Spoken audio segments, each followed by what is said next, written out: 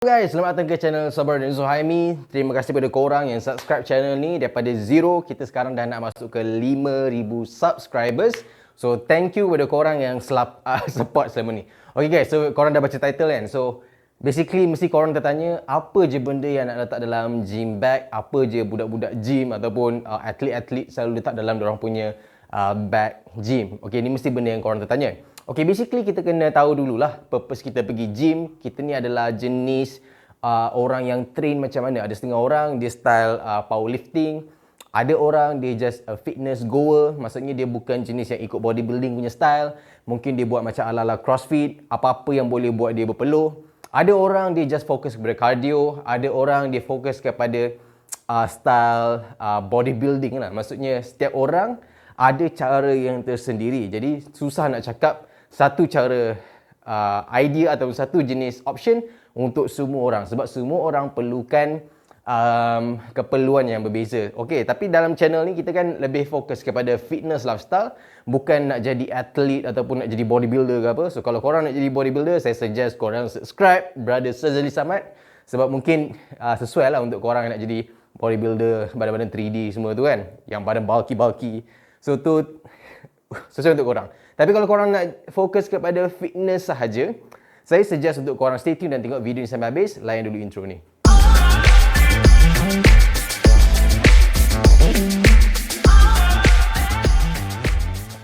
Okay guys, so basically kalau korang nak tahu apa yang korang boleh letak dalam bag gym korang, yang pertama sekali, adakah korang perlu ada bag gym? Macam saya cakap, ini bergantung kepada korang. Kalau korang nakkan extra accessories, korang boleh consider untuk ada bag gym. Tapi bagi saya bukanlah benda yang penting. Kadang-kadang saya sendiri pergi gym tak bawa bag pun, just bawa air dengan wallet, kemudian workout. Tapi mungkin ada korang yang lebih bersemangat nakkan sikit accessories dan sebagainya. So itu yang kita nak kupas dalam video hari ini.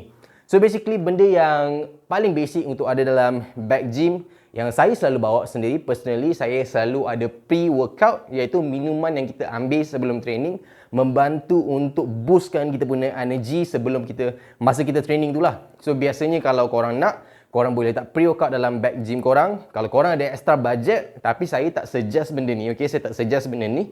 Benda ni sangat-sangat tak perlu, iaitu intra-workout, iaitu minuman yang biasanya orang minum semasa training seperti BCAA lah. Selalunya minuman BCAA, electrolytes. Itu adalah fokus kepada intra-workout. So siapa yang perlu intra-workout ni? Sebenarnya intra-workout ni untuk orang yang tengah prepping competition, yang tengah nak fokus untuk jaga dia punya muscle tu, sebab dia tengah diet kau-kau. So dia biasanya senang untuk dia ada muscle loss lah. So biasanya dia nakkan BCAA tu untuk prevent muscle loss dan sebagainya. Okay? So tapi kita tak nak discuss benda tu dalam video ni, sebab saya dah pernah discuss dalam video sebelum ni. Korang boleh tengok video-video saya sebelum ni, banyak gila dah saya pernah share. Okay, so selain daripada pre-workout, intra-workout, make sure korang ada letak air yang cukup supaya korang nak minum sepanjang korang training.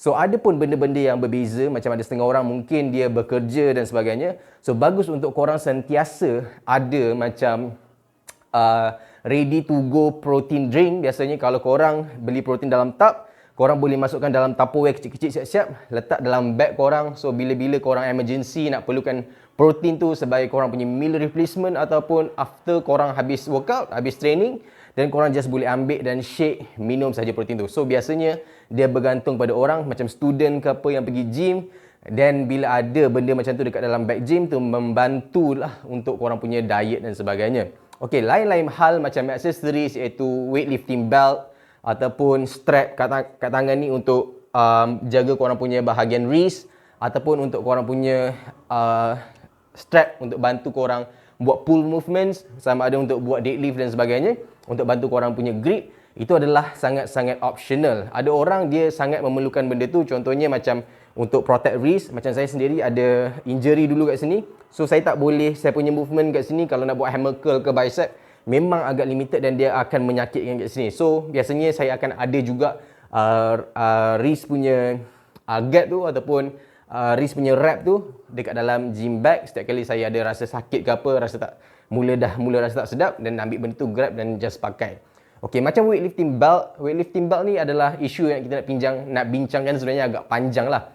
Tapi boleh juga untuk korang letak weightlifting belt, bagi-bagi, terutama bagi korang yang nak workout berat, tapi saya suggest sebenarnya boleh juga, baguslah untuk korang ada weightlifting belt daripada tak ada langsung. Tapi korang kena faham cara gunakan weightlifting belt. Kalau ada masa, kita akan cuba discuss dalam video yang akan datang. Adakah perlu ataupun tak perlu. Tapi saya personally, kalau korang tanya, saya sendiri tak pakai weightlifting belt. Saya make sure saya train kalau nak buat deadlift, guna weight yang sampai tak merosakkan kita punya form lah. Sebab saya sendiri bukan powerlifter. Tapi kalau korang jenis powerlifting, nak angkat berat ke heavy, memang korang sangat disuggestkan untuk ada weightlifting belt dalam korang punya bag gym.